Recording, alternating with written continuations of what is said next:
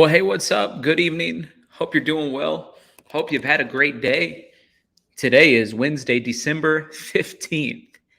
10 days until Christmas. Can you believe it? Go ahead, start your countdown now. 10 days until Christmas. And I hope you guys are in the Christmas spirit. It's a good spirit to be in the Christmas spirit. I'm excited about the stream tonight, not because anything particular is going on in the news that is just, really piqued my interest today, just because I'm excited to spend some time with all of you in this incredible community that's being built here. And so I'm looking forward to that. And I want to say welcome, welcome, welcome, welcome, and welcome especially to all of the Feller fam. Thank you guys, those of you who are paid members of the site, part of the Feller fam. It means a lot to have you supporting this channel in that way. And it makes a huge difference. Believe it or not, it makes a huge difference by you being a part. Everybody who's the investor level and above, I sent a special message to you today. And so I hope you got that. I want you to make sure you check that out. But everybody who's investor level and above, I sent you a special message today. And I'm planning to do a producer level and upstream soon. Maybe Saturday. Maybe on Saturday, this Saturday, we'll have a producer level and upstream. I love the producer level and upstreams. I feel like we have some of our best streams on those ones. So really looking forward to that. As you guys are tuning in today, you know the drill. Do me a favor. If you haven't done so already, go hit that like button. That helps get us out into the YouTube algorithm. It's exactly where we want to be. We want to be floating around in that YouTube algorithm. And so thank you for doing that. Let me know where you're watching from. We have Clovis, California, Blacksburg, South Carolina, the United Kingdom in the house. Great to see all you guys. North Carolina in the house. Great to see you. Upland, California, Massachusetts. Monroe, Michigan in the house. Alberta, Canada. Ottawa, Oregon. Pittsburgh. Great to see all you guys. Love seeing you guys tuned in.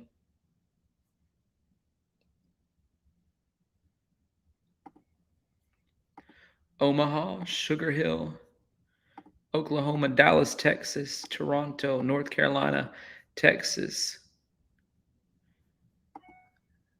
South Florida, Kansas City, Ozark, Missouri, Washington State, Mississippi, and Nevada. Yakima, Washington, Oregon, Owensboro, Kentucky, Pennsylvania, Missouri in the house. Great to see you guys. Love seeing you tune in today. Texas. Somebody got mad at me yesterday for drinking water out of a water bottle. They called me very unprofessional. I'm pretty sure there's nothing professional about a YouTube stream, like how I'm doing it. So I'm like, really unprofessional? The whole thing's not professional to begin with. It's like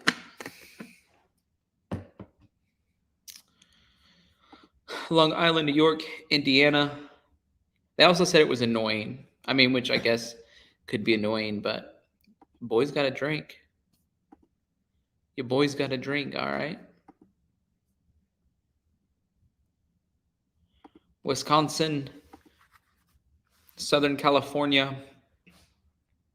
You guys like this color? I've seen a lot of people talking about this color. I wore this merch the other day.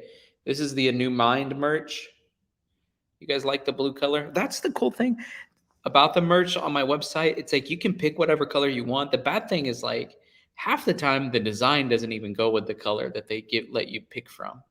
So if you're not a very color-minded person, you could definitely pick a design that doesn't match the color of the,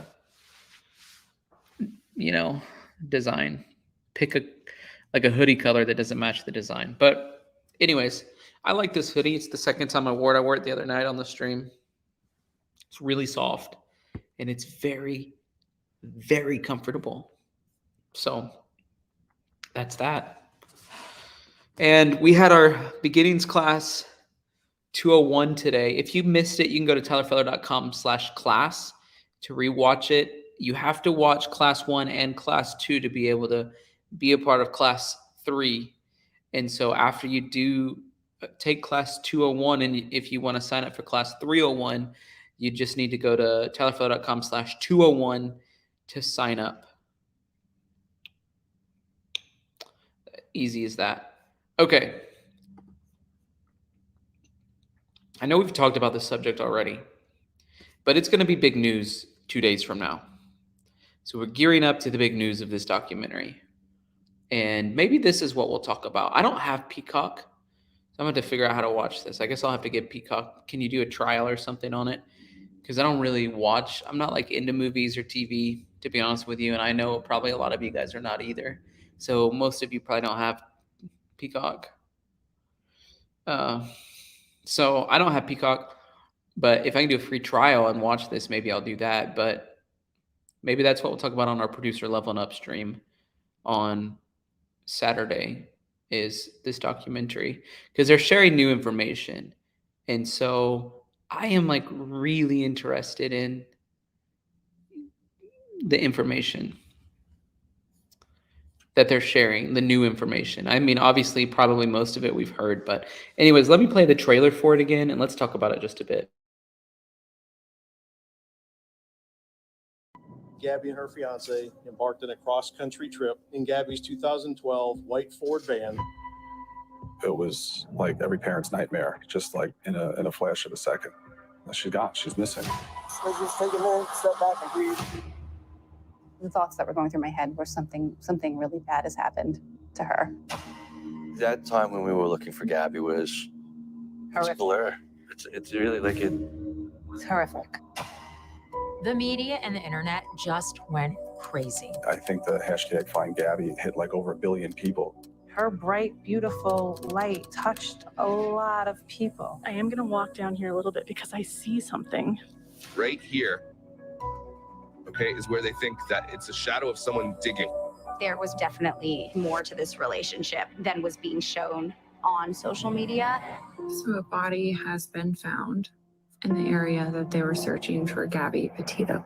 It's still unbelievable. I don't understand it. These are all I have left now. I really don't know what justice for Gabby looks like at this point. Everybody deserves to feel safe at home. Everybody deserves to be found that is missing. Everybody.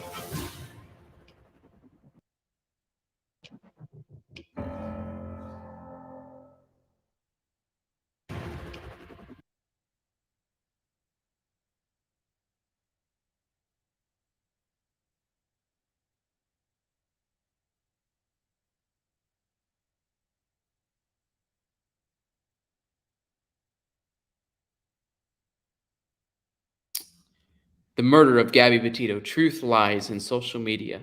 What is the new information that they could possibly be sharing?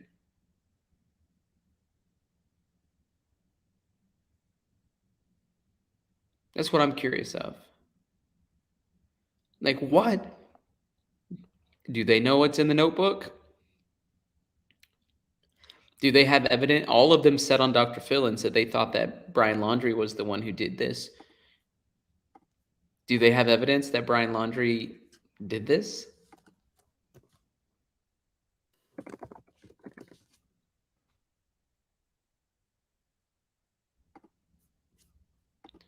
I want to know.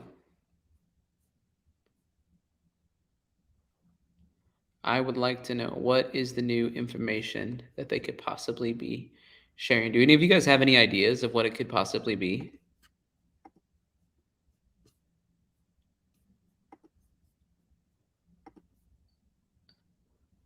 Ooh, Kim says maybe the social media rumors that Gabby was into dark things with Brian. Possibly.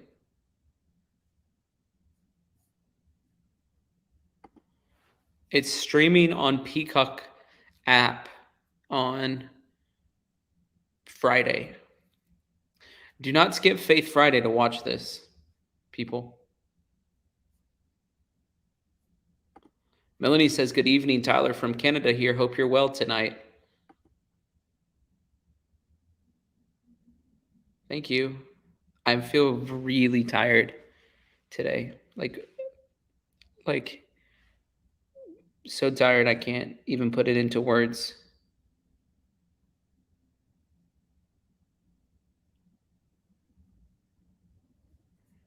Amelia says she doubts it'll be anything different.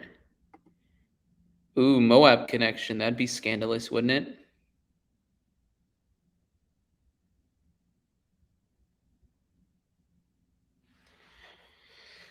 I wish they would just release to the public information.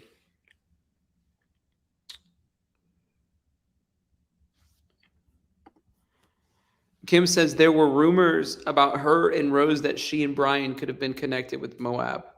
I don't believe these things, just say a lot of it on, just saw a lot of it on Reddit and Instagram. Kim, there's a link. I pinned the link if you want to call in and talk. You don't have to, but if you want to. Ooh, Connie says, I got my book today. Thank you, Connie. Somebody just emailed me and basically accused me of lying about sending books out and said they canceled their membership at the Feller Fam because I didn't mail them the books. So she says, let me know when I can expect them or issue a refund. I'm like, I've sent them out. Like, I don't know. It's really not my fault. I am sorry, guys. It's Christmas time. I'm very sorry if the books haven't got to you, but I'm glad you got yours, Connie.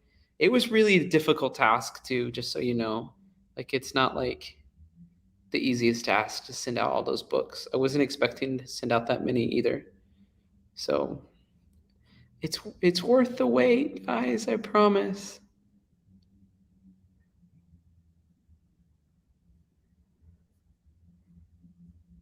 It's worth the wait. Fun Size Lady says, I got my book yesterday. It feels so soft too on the outside.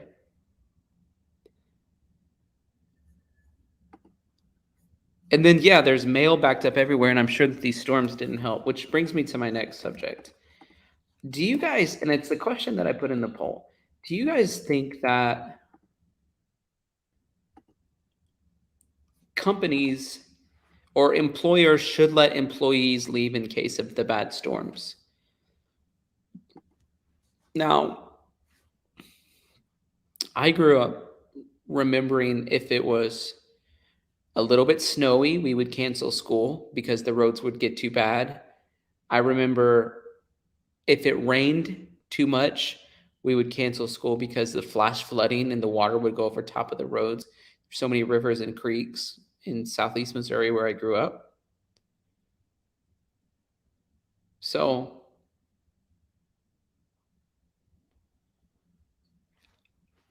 I know firsthand that there's times where because of the weather, snow and rain, we've had to cancel things just for safety.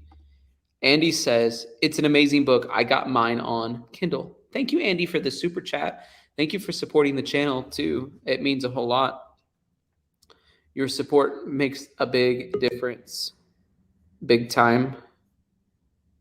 And I want to shout out Melissa and Dale, who sent over a PayPal donation today as well. Thank you guys so much. I think Dale's Alterview for doing that. Avery, thank you so much for your super chat. Means a lot. Kim, I'm glad you're on because I wanted to sort of just talk through like what possible things could they be saying that's new information. I think there was a lot of stuff that was constantly on Reddit that I would read, and I never really brought it up in here because I just considered most of it gossip. But I wonder if that's what they're going to address, the social media gossip that went around, because there was a lot of it on Reddit and there was a lot of it on Instagram, and there were a couple different people that I kind of followed quietly just to see what they were saying. And there were so many theories, I mean, from Gabby and Rose, and then, could Gabby and Brian have been on this, natural born killers type thing because there were, bodies popping up in most of the places they had visited. It just random stuff like that I'm not saying I believe, but I wonder if they're going to address that stuff because it was out there. That's scandalous. Yeah. I mean, it's absolutely scandalous. So, social media, had it not been for social media, this case may have not gotten very far in some ways, right? Oh, for sure. For sure.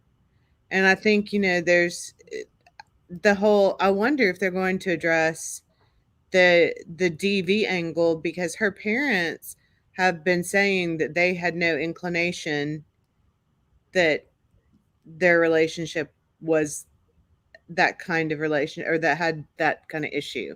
So maybe that's going to be some of it too, um, because they may not want, rightfully or wrongfully so, they may not want her legacy to be one of victim. I don't know. Yeah. I mean, I wouldn't want my child's legacy to be one of victim. Instead, it's like, and Dr. Phil probably advised them a lot on that, because it felt like he was really mentoring them. Like, Right. let's try to spin this into something good. Yeah. I think maybe they're maybe just trying to swing the narrative a little bit away from I mean, if I was their PR person, that's kind of what I would suggest, especially to build and grow the foundation, would be to switch the narrative, swing it away from the victimhood and swing it more toward what her life was about and how they want her to be remembered. And part of that would be clarifying or clearing up some of the rumors, because I'm sure they saw and heard them, especially once they became active on Twitter. They probably went back and read some of the things that were being said. And a lot of those same things that were being said on Reddit, especially the Rose connection and those kind of things, were really being said on Twitter too. So, Well, what do you think they have any information that would lead them to have greater insight that Brian was guilty? I don't know that they would be allowed to say that, since the investigation has not been closed. I didn't think about that. I don't think they'd be allowed to say that. So I'm thinking that this is more about her and trying to shift the narrative into one that's more of empowerment for the foundation. Yeah. Than the negative things that have come out. Because I really think the timing is kind of, with the possibility that they've gone back and read a lot of things now, because there's a little bit of distance. I would want to clear things up if I was reading things like that about my child, and knew that they weren't the truth. I would want to clear them up. That would probably be one of my, I guess, first priorities once I had gotten over the grief, would be, let's clean this up, because some of this stuff is ridiculous. So I think it's important that they do it too, because and it's too, like, there's so many people that are so connected to this case. It's like, that's another pressure to feel like, what responsibility do we have now to convey to millions of Americans that are attached to our daughter? And especially knowing who she really, maybe that's what they're going to share too, a little bit more of who she really was, so that it's not just a story. Yeah. Because there's a little bit of depersonalization to it when it becomes such a sensational story. Yep. And so maybe they just want people to more connect with who she really was, and dispel some of the rumors out there that, for the most part, listening to just what they said on Dr. Phil, regardless of what happened, while they knew Brian and Gabby as a couple, they were just an ordinary couple in their mind. So they might be kind of looking to kind of dispel some of that too. Like, there were no warning signs. They might want to make it clear that they didn't just stand by if there were warning signs. They might be making it clear that there were no warning signs. Yep. Because that's another thing I guess I would be thinking as a parent, is that people were wondering, well, why didn't you get your daughter out of this relationship? And they've said that they had no inkling or idea that the relationship was anything but normal. Do you think that they are making a lot of money off of this?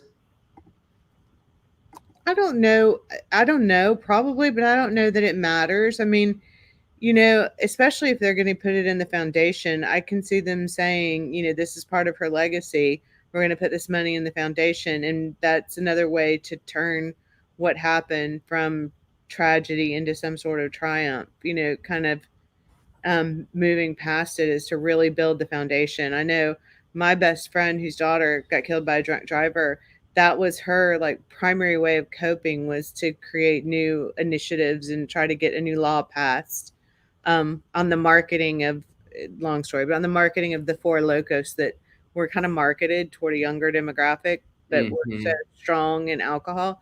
So she actually got a bill passed, and I can't remember the name of it, but about the marketing of those, how they had to be marketed differently and how it had to be more prominent in terms of the amount of alcohol. But my point is that she really threw herself into that because to her, that was the way of honoring her daughter. So I would imagine the foundation's that way for them. So even if they're making a lot of money, if it's going to good cause, I don't think it matters. That's how I feel personally. Yeah. Thank you for calling in. Okay. Bye, everybody. Bye. Jennifer, thank you for your super chat. You said, Tyler, my 6-year-old daughter wants me to tell you that you're a cutie. Hey, Jennifer's 6-year-old daughter. Hope you're having a good day. Kim D, thank you for the super chat. Thank you to have your support. Andy, double super stickers coming my way. Thank you so much for that. Listen, I just bless you. Thank you. Thank you, guys. Thank you, Jennifer. Thank you, Kim. Thank you, Andy. Thank you for supporting the channel in that way. Just a huge blessing. I want to play this video about this tornado, particularly in Kentucky, but this was the same thing that happened at the Amazon facility as well. Now to the tornadoes that have hit 6 states. As we learn new details here at NBC News about a candle factory in Mayfield that had more than 100 people in it. You heard from one of those survivors, one of those factory workers earlier in the show. Well, now NBC News is learning that employees, some of them, say supervisors threatened to fire them if they left their shifts early because of the tornado warnings. Now, the company, we should note, is totally denying those allegations. They say it is absolutely untrue that the employees would not be able to leave. Dion Hampton broke that story for NBCnews.com. Dion is joining us now. Dion, I understand you pop back to your hotel room. You're going to get back out in the field later on tonight. Tell me a little bit about how employees walked you through what happened on Friday as the storm was coming in. What did they tell you? How did they try to stay safe? Sure. So I just broke a national exclusive less than an hour ago. This story stems out of me going up to one of the shelters that was housing a lot of the people who have lost all their worldly possessions, who didn't have any power and electricity. No, the city doesn't have any power and electricity. And I talked to a guy there while I was interviewing him. He told me that he was an employee of the candy factory, and that while he was there, before the tornado came, a lot of people there had wished that they would have been able to leave and go home to take shelter there with their loved ones or somewhere else that was safe, but they weren't allowed to, because if they did, they risked losing their jobs. So I followed up, and I've spoken to 5 people who all give me the same story. And the story is what? That when those sirens hit, they tried to leave and they were told you might be fired if you do? That's what they're sort of saying, these employees? Correct. Initially, the company wanted, as the first sirens went off, I'm going to say around between 5:30, 6 o'clock, and they wanted everybody to maybe take shelter in the bathrooms and the hallways. But then there was a 3-hour window between then and when the second siren had came. And that's when a lot of the employees there had asked to go home. So we're talking 15 employees. That's on the low end, possibly up to 40, but I'll just call it 15 for now. But who had asked, listen, it's getting dangerous outside. We're worried for our lives. Can we go home? And they said, well, yes, but if you do, don't bother coming back. Wow. Now, I have to say, and we said it right at the top, Dion, company's saying, the company's saying this did not happen, right?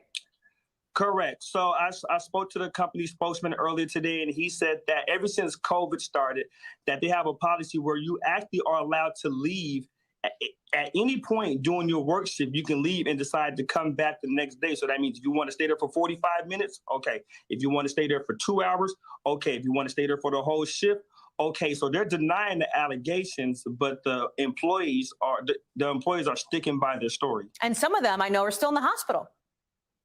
Yeah, I mean, one of the women who I spoke to was literally 2 o'clock this morning, and she was talking to me from her hospital bed. Wow. She sustained a lot of burns. She was trapped under a concrete wall for 6 hours, And we started talking on the phone, and this is how much of an important issue this was to her, but she didn't even bother going to sleep because she was saying, listen, Dion, this is what the work conditions were like when we were inside the candle factory. Dion Hampton, you said it. It's a national exclusive that you broke.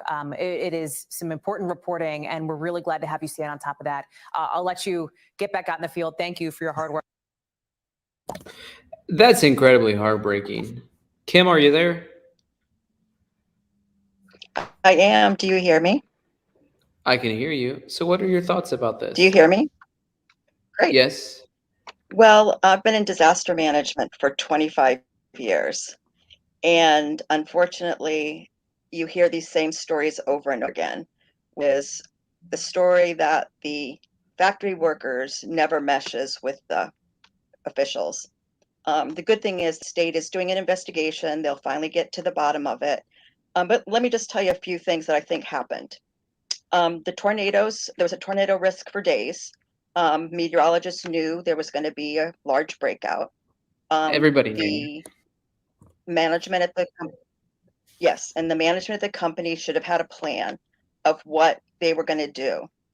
Based on what this reporter said, he said the sirens went off twice. First, if the sirens have gone off, it's too late. You can't get anywhere. You're more at risk leaving the building. So that's one thing. But second of all, when the second siren hit, again, it's still too late. But if they just had what they call a group tornado shelter in that building, they could have saved all those lives. And that's what I hope is the lesson. Fit 100 that's people learned. into the bathrooms like they were saying? No, there's no way 100 in fact, people. That's why that building, you saw what happened. The bathroom, being in the bathroom, you might as well have been outside. That roof just peeled off and the whole building collapsed. But there are shelters that can fit hundreds of people, and it's basically a big concrete bunker. And usually in that part of the country, they put them underground. I'm from Oklahoma, and we've put dozens of them in trailer parks, because guess what? I hate to laugh, but the sections of town that are hit are the trailer parks, just because we're geographically. And these people get 50 that there's a tornado possible, and they just their siren goes off. Again, if you wait for the siren, it's too late. The siren means that there's a tornado on the ground and you can't beat it. Have you seen this report that the tornado alley has shifted? And just one, probably because of climate change. The whole country is a tornado alley now. When I first started in disaster management, we knew where tornadoes were going to hit. I mean, we have them here in California now, and it used to be a season. They can be obviously December. It can be any time of the year now. So everyone is vulnerable. I grew up in Massachusetts. They had a tornado there about a month ago, November. Who thought of a tornado in November? So we're all at risk. And just so people know, tornadoes really don't go geographically. It's just based on when cold air hits hot air. So if there's a cold front coming in, and it's, how it's been 80 degrees all over this country this fall, that's what's causing these outbreaks across the country. And I saw a bunch of your folks are from Kansas City. I hope they all did okay today with the storms. There was another breakout there today, so I hope they're all fine. It's super windy, but wasn't one it? thing I did wanted to say, if people... Yeah, I saw airplane footage, actually. It was kind of going in sideways. But if everyone tonight can just think about what they would do in their own situation for any kind of emergency, whether it's a power outage or earthquake or whatever your risks are in your community. Where I lived in Tulsa, it wasn't even tornadoes. It was actually oil refinery fires were a bigger risk to me, and chemical releases were a bigger risk to me than a tornado. So think of what those things are, and come up with a plan for your neighbors and your family, and figure out how can you help your neighbors. Do you have everything in your car and your home that you need to be on your own for 3 to 7 days? Because you see what happens. These people don't have anything left in their homes. And what would one you thing that be I able think to about, do in those situations? what about people who lost their medicine and they can't get it refilled until the next cycle? Well, you'll be so surprised what happens. You'll wonder, like, who do you give to during this time? Automatically give to the American Red Cross, the United Way, or any local group that you are aware of. Sometimes it's like the Southern Baptist churches. You'll see they come up, but they're usually national names, because they're the ones that go exactly what you say. They'll set up FEMA will actually go in and set up a disaster center, and everything you could possibly need is there. A doctor he can get online and find your doctor's medical records, find your what you need, get you a prescription. Some places even have standard medicines, people, a lot of people with diabetes, a lot of people with heart disease, those type of medicines they'll actually have there, and they'll give you a little vial to get you going for a week. And then long enough that, infrastructure will start getting set up again, but they'll get food, they'll get clothing, they'll get vouchers for housing. They'll get hotel vouchers if there are hotels available in the area. So there's a huge infrastructure people don't even really see that comes together, but it's all those nonprofits that you give to during these times. So if you want to give to anyone, definitely give to the Red Cross, because they're providing rooms, shelter, and food for people, as we speak, as well as the first responders that are in the area. Well, that's amazing. Thank you for calling in. I really appreciate your insight. Yeah, thanks. Yeah, enjoy your show. Thanks so much. Have a good evening. Hospice nurse says about the water bottle, it's healthy to drink. So it's a more professional water bottle because it's not an actual smart water bottle or whatever, but that's because the doctor told me I needed to drink alkaline water. And so that's why I was drinking that big water bottle yesterday. Thank you for your super chat. Kristen, thank you for your super sticker. Thank you guys for supporting. Tammy, Kristen, thank you guys for your support today. Hey, Diane. Hey, Tyler. Excuse me. It's that time of night again when I can't talk. I wanted to point out about Gabby's documentary for just a moment. We get Peacock through Roku, and we get it for free. If you want special things, you pay $4.99, $9.99, whatever. And I like the documentaries that have like forensic files and cold cases. A documentary is a radio program or a television station story that's factual reports. They pull out the cold case files, they pull out the paperwork, and they're doing investigation from what's been proven. So there's not going to be anything new. I think it's clickbait to get you to watch it. Or it's going to say, like they showed the one part where the man saying that's where they were digging. Well, that was debunked. Nobody was, when they actually got in there, it was a stump, or a pile of rocks. So that's a good point. That's one, I'm not really interested in it. But they're saying that they're going to share new truths. I'm up for that if they do actually do that. Well, new truths might be the parents' opinions of something. Yeah. And I would think that having Gabby remembered as a young woman who was killed due to domestic violence would put a face on domestic, instead of trying to make her, remove that from her memory. Yeah. That it would actually help open the eyes of all these girls that go to meet somebody or get hooked up with somebody who knocks them around all the time because they don't feel worthy. Yep. She's definitely helped a lot of people, and I know that from my email inbox. Did you see the story of, they go by Abby and Libby? They were 8th grade girls going on a hike in 2017. Their parents took them to the opening of the little walkway, and there's a little bridge, and parents were to come and pick them up like an hour and a half later or something. When they got there, they weren't there. So they panicked and they started calling their cell phones, and there was no answer. So they, it's on all the news channels. It has been breaking news now, little bits at a time for about 2 weeks. And I saw Gazella did one, I think it was today. But when the parents went down there, they found both girls had been murdered. One was right by the foot of the bridge, like going down a hill, and the other had started to run, and he caught up with her and killed her.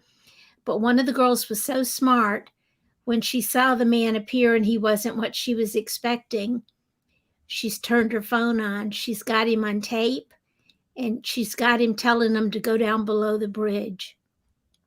And they think they found the man. They've been, for all these years, they've been trying to match this picture on her phone. And they caught this guy who was using a male model as his picture on, coming, like a teenage boy kind of a thing. Say, oh, I'm rich and I've got all these cars and I just want to be your friend. He lived right in the same town. Stupid guy uses the male model as a cop who did one of those calendars or something. Mm-hmm. He looks like he's 17 years old, but he's a grown man. So, but those girls were tricked probably because of their age, but their parents had no idea that they were even on the internet talking to anybody. They thought it was all schoolwork and church stuff, and yeah, there you go. So those are the two girls. That's Yes. the creep. That's the creep that they think it is now. They're quite sure. Yeah. Delphi murder victim's sister says catfish bomb cell brought up old wounds and thinks cops are close to finding killers. The sister of the girl slain in the Delphi Snapchat murders say news of a potential breakthrough in the case reopened old wounds last week, but has also given her hope that they're close to catching the killer. Kelsey, who's 21, said that she reacted with shock when the Indiana State Police announced Tuesday that they were probing a bogus social media account called Anthony Shots in relationship to her sister's death. Kelsey told The Sun in the latest update in the investigation to her sister's murder was difficult to hear, but also filled with hope and justice. Libby and Abby, 14 and 13, were killed in 2017, a short distance from the Bridge Trail in Delphi. Their killer has never been found. Investigators have shared few updates. Wow. Police have not revealed why they believe the account's linked to the murders of Abby and Libby. However, they say the culprit behind it, Keegan Klein, used stolen images of male models, contrived a flashy lifestyle to groom underage girls, and solicit nude pictures, obtain their address. Every time they release information, whether it's just to us or to the public, it always brings up old wounds. So, and see, evidently none of that was on their home computers, or there was nothing to lead them to think that they had met someone until just recently. And I think this guy had been caught with this fake account where he was using this skinny male model, with his shirt off, but he really did. He looked like a kid. And then today or yesterday, there's another college boy found face down in the water with his clothes folded. Yeah. He's in ROTC. He's, like Dean's List. Young black man. I've forgotten his name. I've got it written down on my page. Isn't it just weird? It is too weird. When I saw that his, the clothing and the phone I thought, you had just said the other night, what's with it with all these guys with the clothes? I just think it's super strange. 18-year-old college guy. It's just super strange to me. Yeah.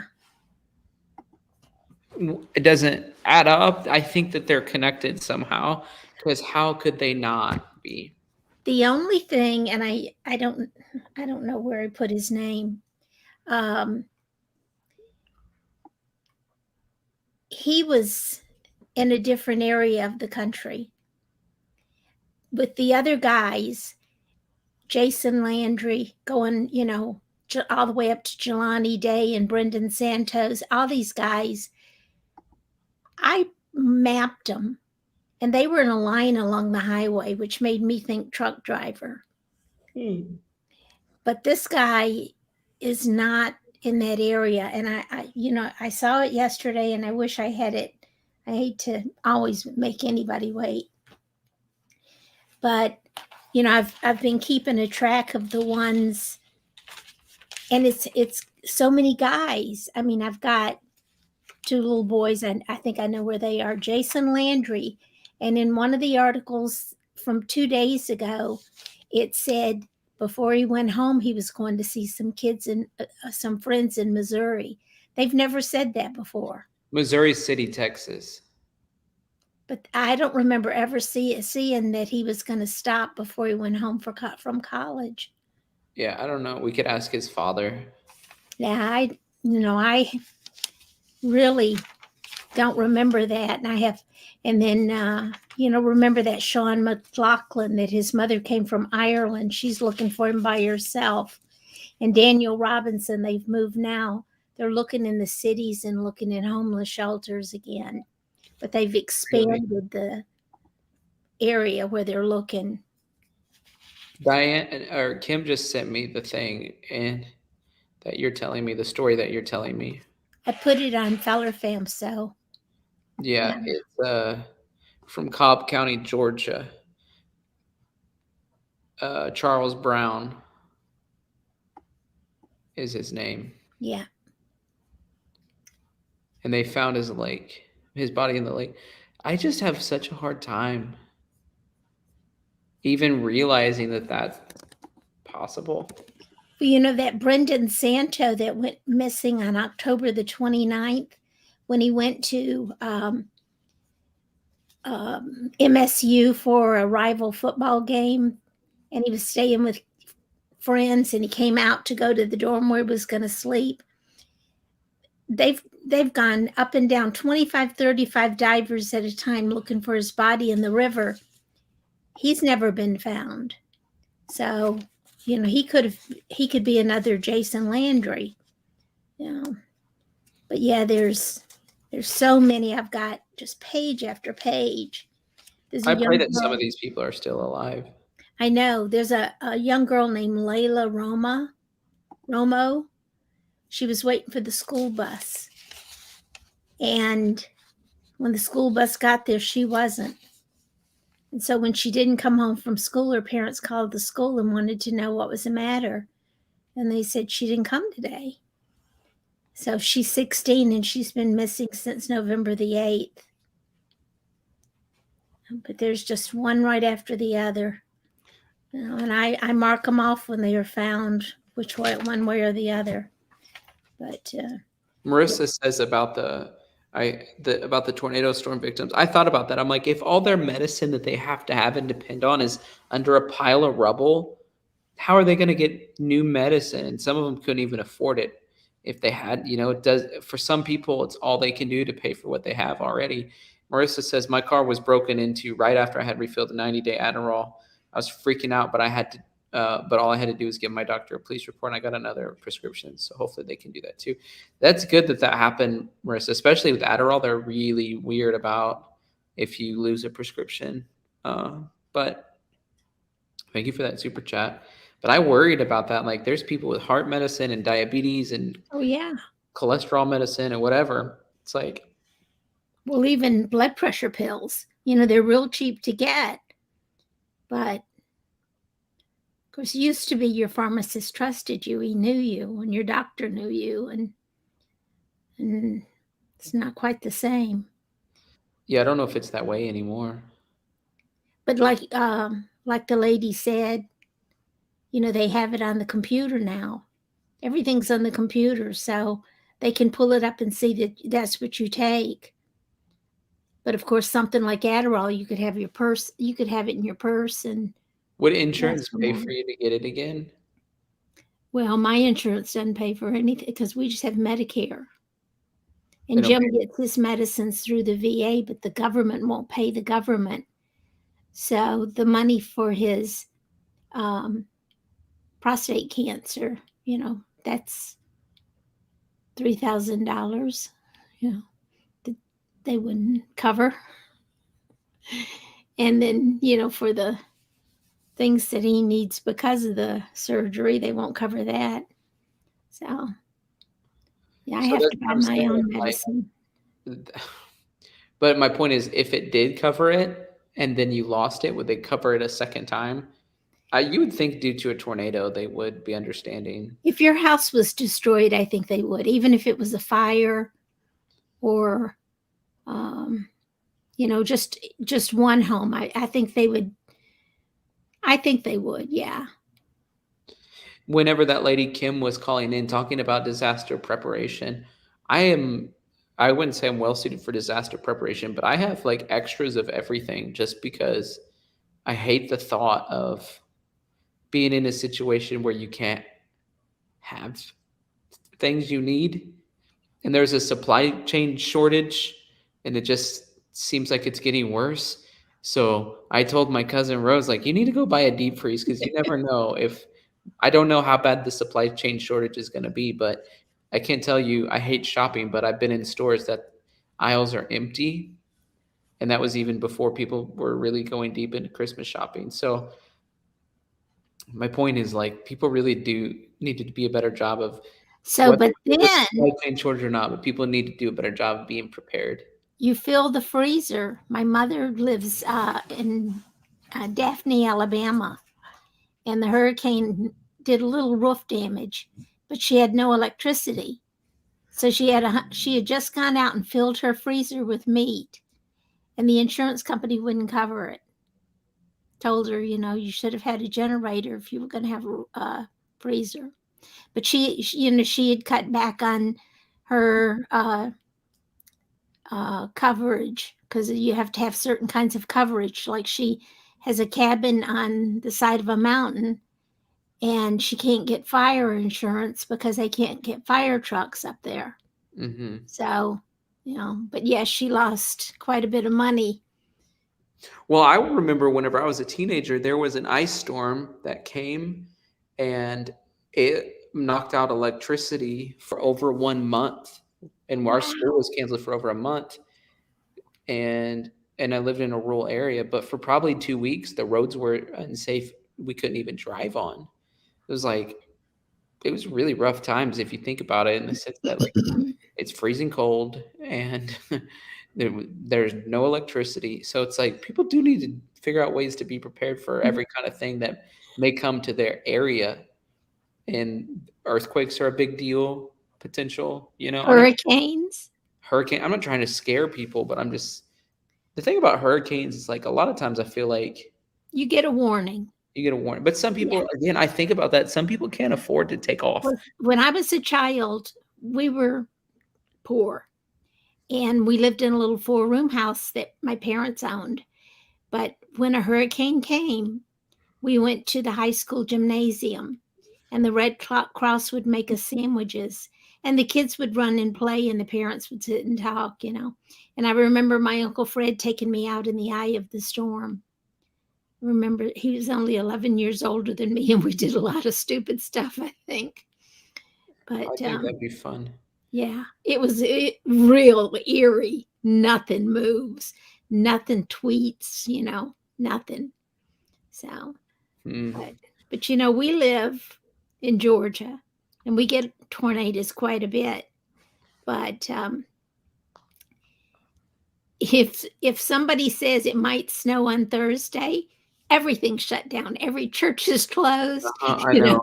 There's no bread. There's no milk. Uh-huh. Say, what can you I don't know make why everybody goes and does that. bread and Anytime that milk? there's going to be snow, they go and buy all the bread and the milk, and they We have calcium chloride. Jim puts it down because we have a very steep driveway. And so he'll go and sprinkle it if there's going to be ice or, anything freezing. But we can't get out of our neighborhood. So we get to the end of the street, which is no good. But Amy says they have mobile clinic providing meds to anyone in need, as well as over-the-counter and medical needs for all prescriptions. There you go. No charge. That's great, Amy. It is great. I always think about, like, healthcare. I'm learning a lot about it. It's been very expensive, the journey that I'm on. It's very expensive. for me. And some of it's covered and some of it probably won't be. And thank the Lord that, I'm using my brain and trying to figure out the best solutions and things like that. But I just think about like how often is it that people are not able to get care they need because they just can't afford it. And I hate it. It just really bothers me. We had the best Blue Cross Blue Shield there was. I got colon cancer. And our out-of-pocket deductible per year was $9,300. Now that went for until I turned 65. So had just turned 59, like 2 days before I was diagnosed. So you figure that I had, like 6 years of us paying almost $10,000 a year. And, we had our house almost paid off. We had to go out and we couldn't borrow enough to pay everything. But we went out and got a mortgage on the house, which we still owe $11,759.44. And, there's bills out there they sent to collection because we weren't paying them fast enough. And then, last year at this time, at Thanksgiving, Jim had prostate cancer that had gone up into the neck of the bladder. So it was quite extensive. And there again, the government won't pay the government. So even though he's got Medicare and the VA, they won't work with each other. So we ended up with, quite a bit from that. And he has to have special appliances like a leg bag and stuff. And we found a doctor at the VA who ordered some of this stuff for us because, some of this stuff is like $60-some a month. And his inhaler for his lung disease is $200 a month. We live off Social Security. What are we supposed to do? So I just stopped answering the phone, Well, what else could you do? How many times can you tell them I don't have $10,000? I'm just saying, like, I'm just learning more about some of the journey that I'm on. And I'm learning too, like, if people don't become their best advocate, which is really research and study, then they end up probably being treated for the wrong thing because it's a volume game. It's like, how many people can we get to come in because we're going to make money based on that? And then there's standard protocol based on this symptom or whatever, and they just treat it that way. Anyways, Grandma Patty says, I heard they searched the home of that Delphi suspect right after the girls were killed and let him go. There were several people they had checked. And one man, when they knocked on the door, he thought they were there because he had a 10-year-old in the basement and he was naked. He was just about to rape her. And he grabbed some clothes and ran upstairs and started making excuses. And they checked his house and they found the little girl and she was spared. But that guy went to prison. So there's been like 4 men that they've suspected. And this guy they feel really sure about because he was connected with that Instagram or Snapchat. Or, I don't use any of that stuff, so I get it all mixed up. But the one where he was putting pictures, Snapchat. Yeah. And he was using different pictures for different girls, but and trying to get them to do different things. But these, evidently, he was trying to get them just to meet him, like, I don't know, at a park.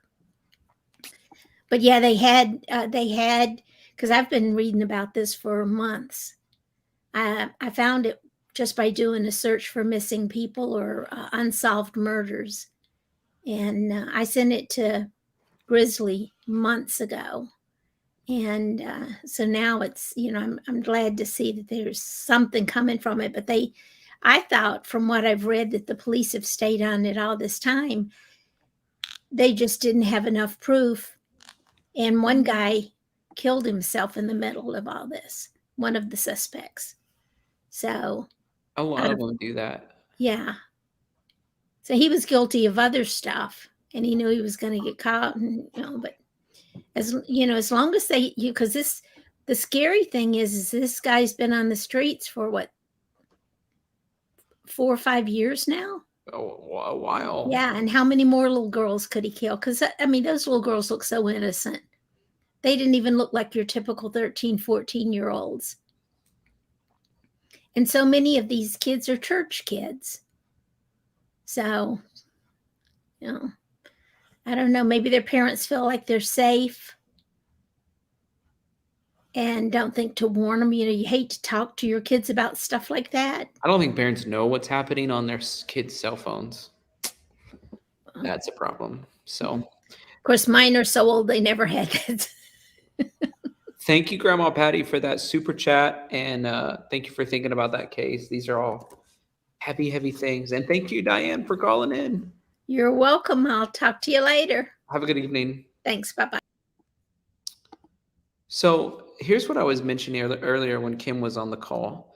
So these are the change in numbers of tornadoes since 1979. And you can see the Tornado Alley, which used to be more Oklahoma. Obviously, that's where the tornado center is. More, Kansas, more Oklahoma area. You've seen a shift in that Tornado Alley move to southeast Missouri, southern Illinois, western Kentucky, and sort of north central Tennessee. And then there's always, it felt like to me, a little second Tornado Alley down here in the south between Mississippi and Georgia. And so where it's red at, it's where it's the most intense. I just find that really interesting. And I'm somebody who, again, I studied tornadoes and paid attention to tornadoes my whole life. And I always felt like, for whatever reason, golly, I get an awful lot of tornadoes where I live for us not being considered the Tornado Alley, which where I grew up is going to be like right there in this red part of Missouri.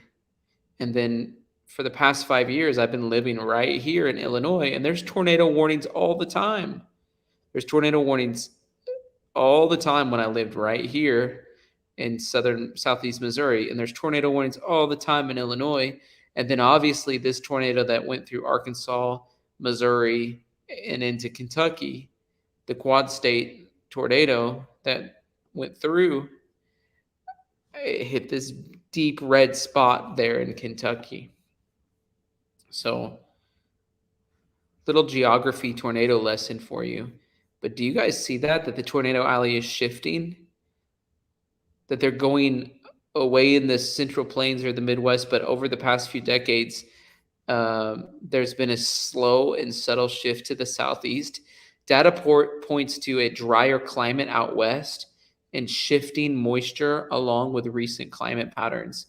Others study note that tornado outbreaks are slightly increasing during the winter months, mainly between November and February, and especially during La Niña winters. Unfortunately, this could potentially mean more severe weather in the winter months in Tennessee. Regardless, having multiple ways to stay alert, especially during overnight events, is critical. I couldn't agree more. We've got to be prepared. El Niño. El Niño. Have you ever been in a monsoon? Those are freaky. Freaky. Ever been in Arizona and a monsoon comes upon you? Freaky.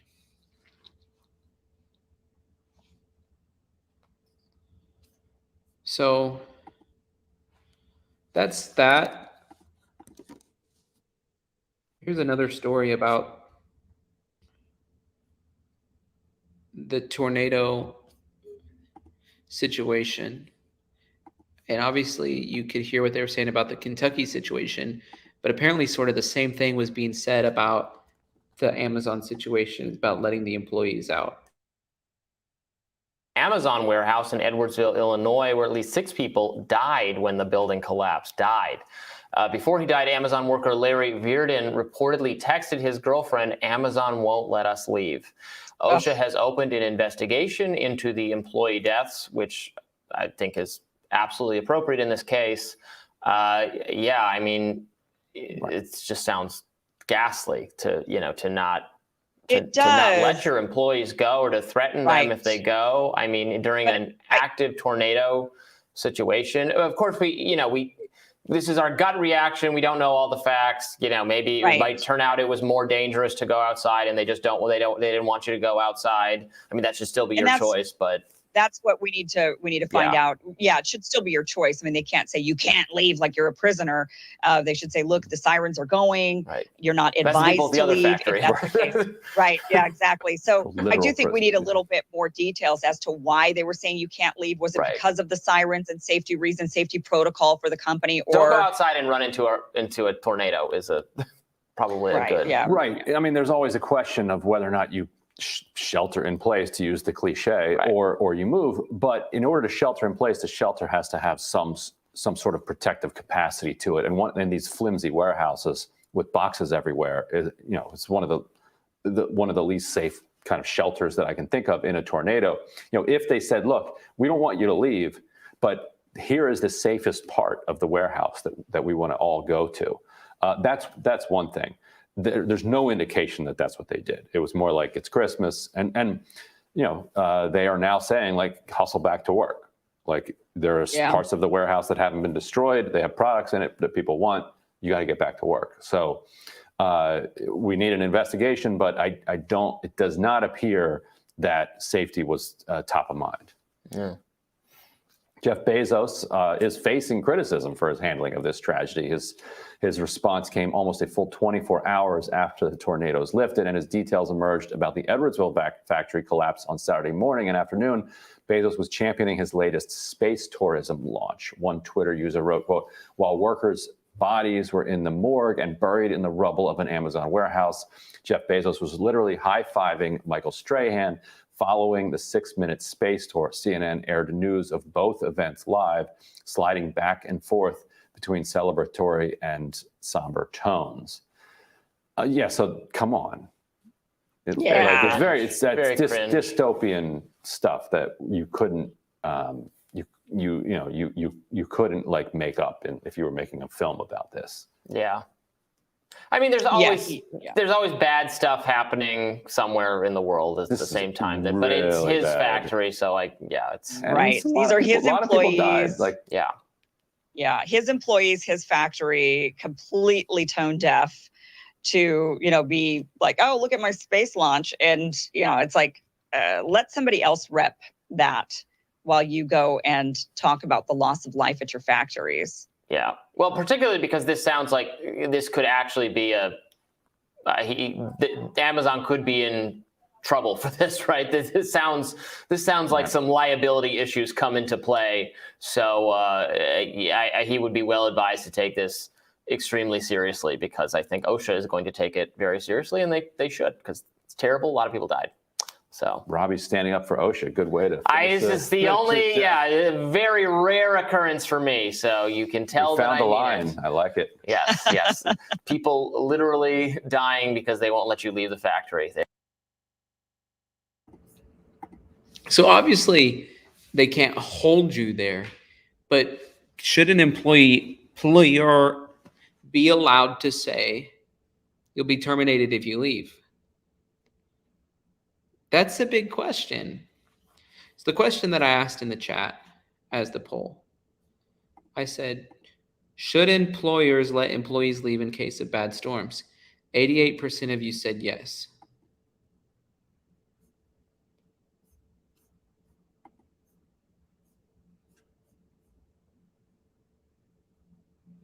So I don't know. I can see every side of it. It's like, in the case of very, very, very severe storms, they should cut them some slack. Snowstorms where the roads are unsafe, tornadoes this particular week or day, everybody had been predicting for a long time, for over a week, that it was going to be bad storms, bad tornadoes. Everyone was hearing about it. So in that case, it's like, it's better to be safer than sorry. And in this case, because they weren't safe, they end up being sorry.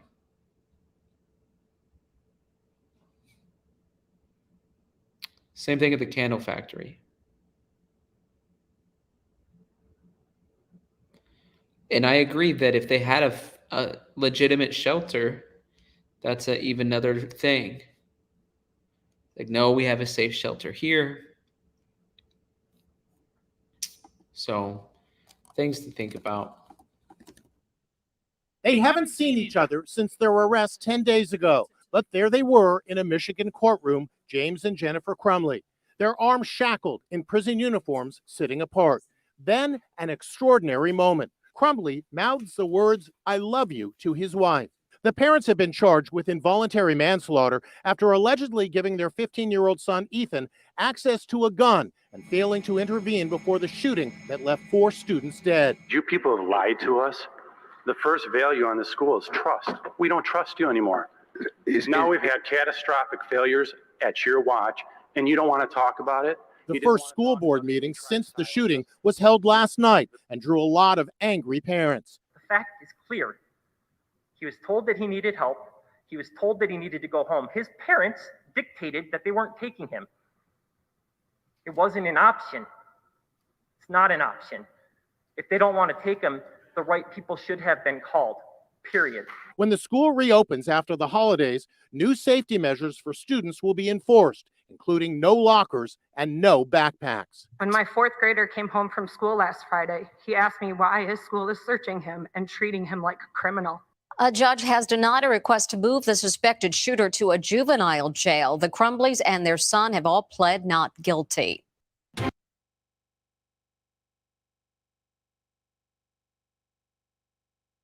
So that's interesting that they were petitioning for no backpacks or lockers at that school, but it's whatever they got to do to try to get people safe, right?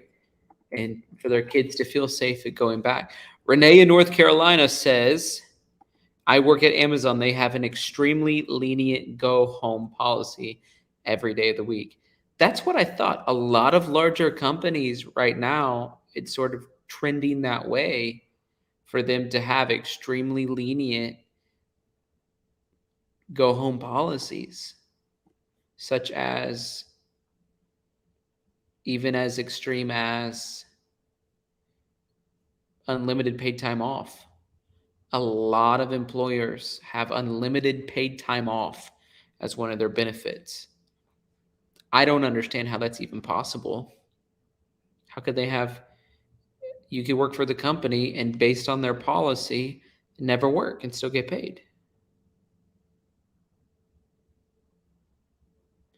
So, I don't understand the unlimited time off thing. Here's a new case I wanted to share with you. It's heartbreaking.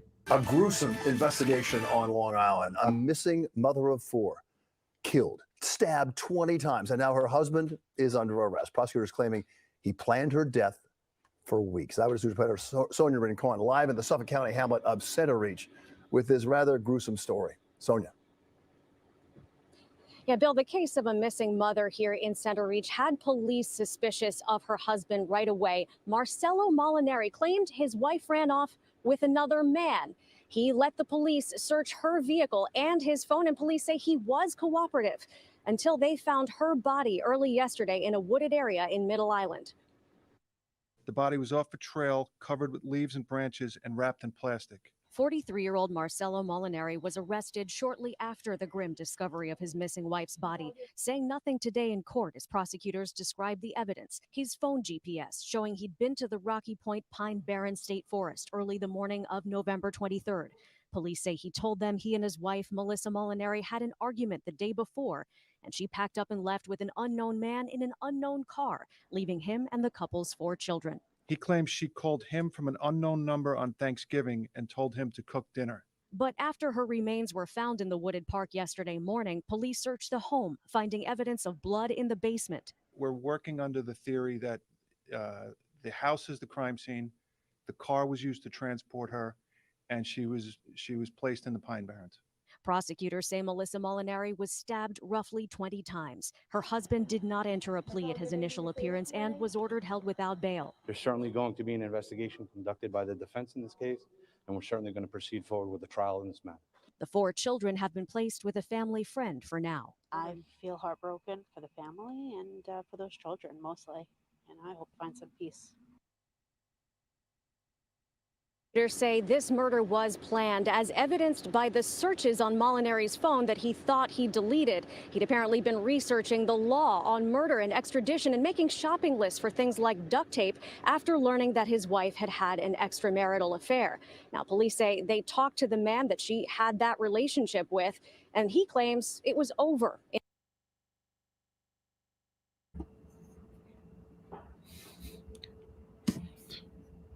That guy does not understand technology, apparently. Renee in North Carolina says you can work an hour and go home anytime you want. That's extremely lenient for sure.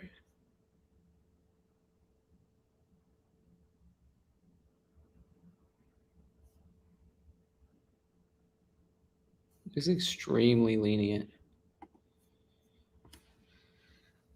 I just thought that was a crazy story. It's like people just get so upset and then murder is the option. Go get it.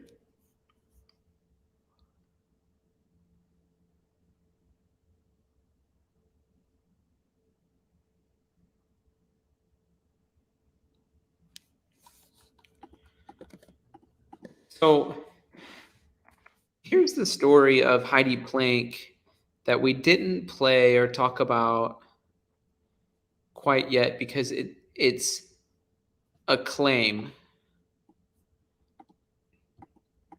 In other words, it's one theory of something that might be possible. And the people who came up with it, actually one of them is a part of the channel here sometimes, a supporter, and has been since the beginning. The people who are coming up with this claim, this is their theory. So just think about it as a theory or as a claim. Heidi Planck died from a prescription drug overdose at a wild stripper and crypto gambling party, and panicked revelers disposed of her body through the trash chute. It has been, here we go, sensationally claimed.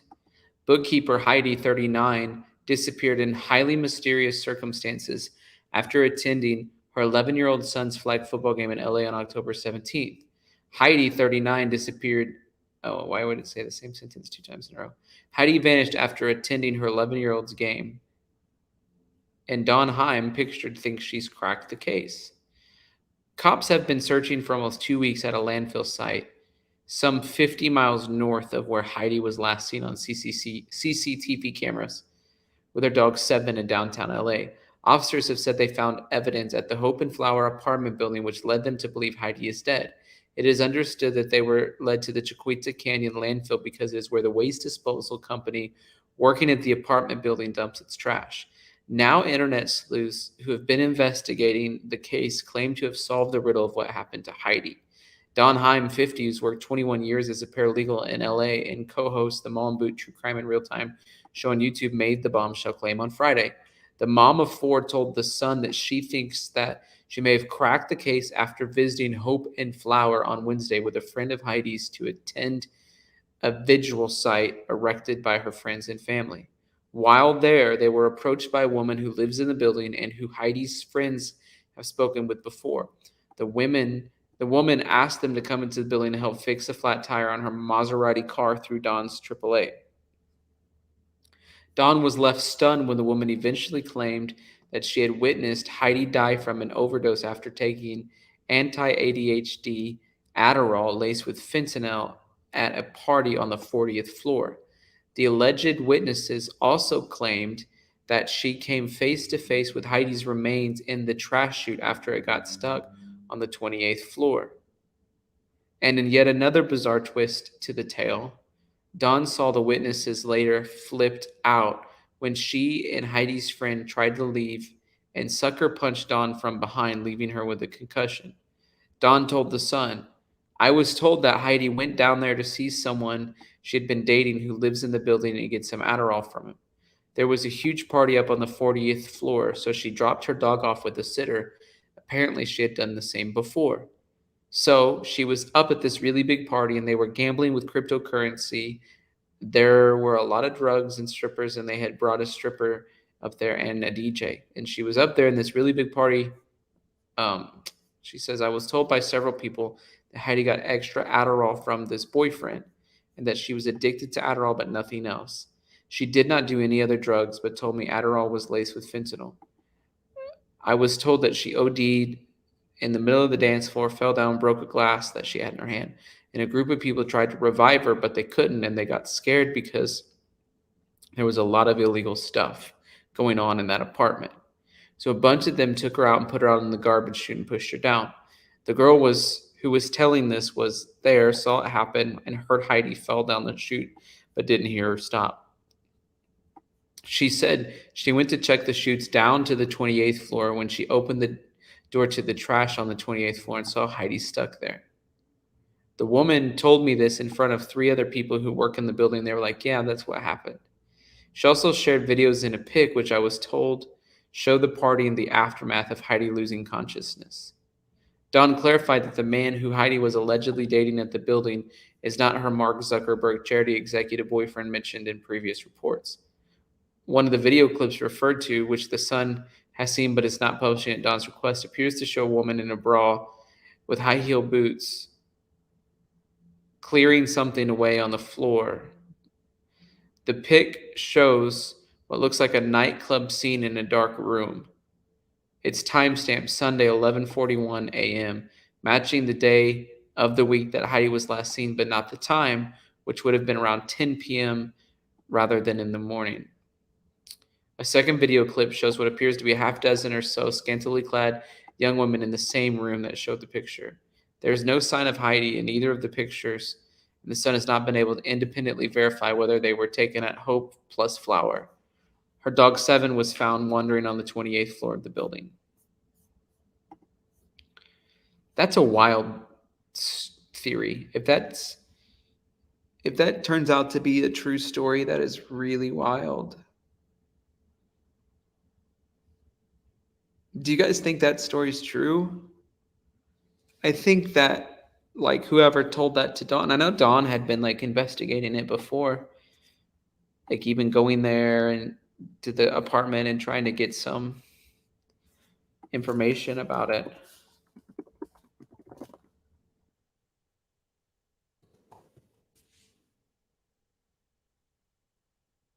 A weird name for an apartment building, too. Hope Flower?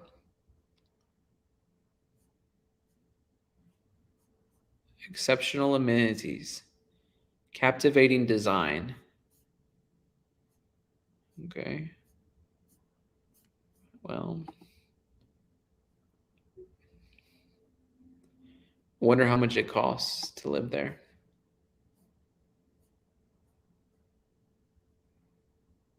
So the 40th floor is the penthouse of the Hope building, and the Flower building doesn't have a 40th floor.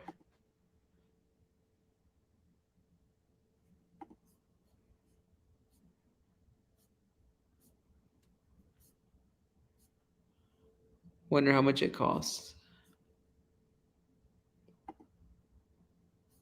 It doesn't say. It just says contact for pricing. So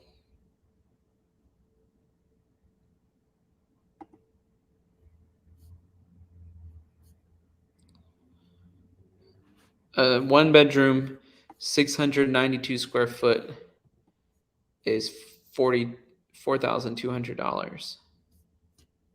I feel like that's a lot of money.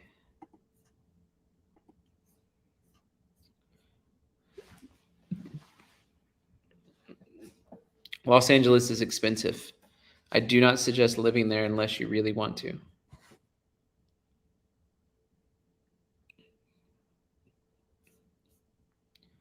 I'll tell you one thing. I do not want to live there. Unless the Lord like really called me there, that's the only time that I would choose to live there.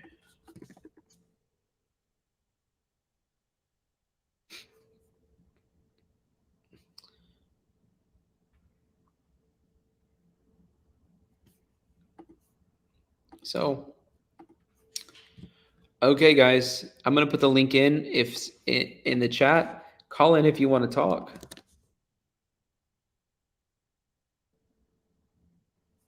Love to hear from you.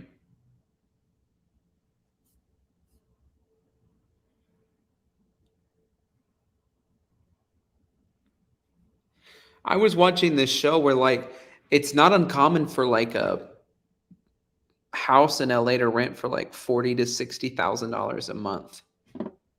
I'm like thinking, how in the world are people able to afford $60,000 a month for a house rental?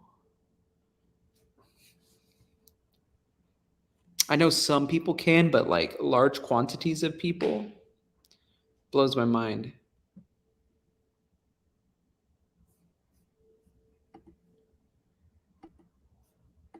Wonder where that building's at, like in the scape of LA, like on the map, because I've been to LA a few times.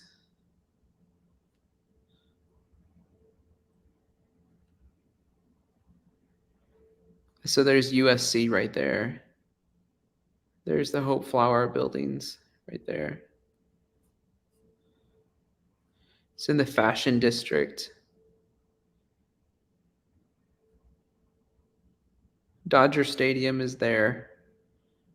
Chinatown is there.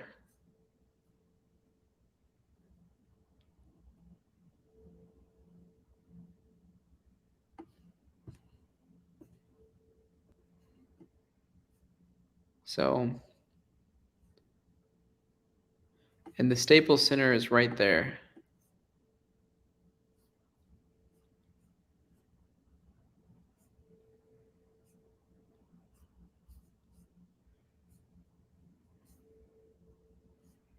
So, I mean, it's in like,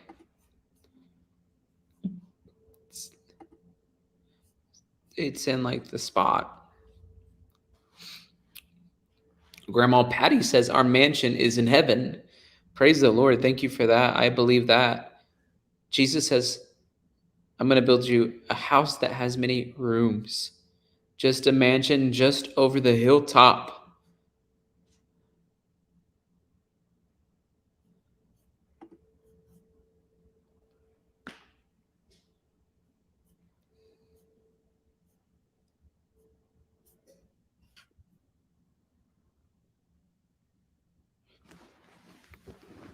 Okay.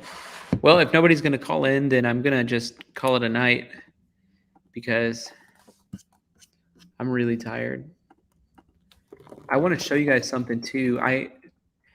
If you guys are interested in giving to Tyler Feller Ministries, and especially if those of you who consider this to be like, especially Faith Fridays and this to be the ministry that you're getting fed most from, if you click donate today, I have it set up where you can go to weekly giving because some people were asking about being able to do that. So you can just automatically give every week. And that actually is a little bit better than a PayPal situation because PayPal takes some fees, not much, but they do take some fees. But this takes like significantly, it actually almost takes no fees. So it's just a blessing. And other than that, I have some, oh, I have one thing I wanted to show you guys.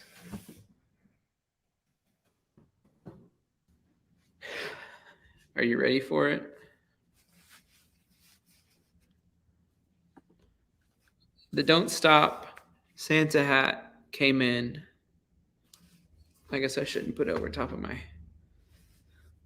The Don't Stop Santa hat came in.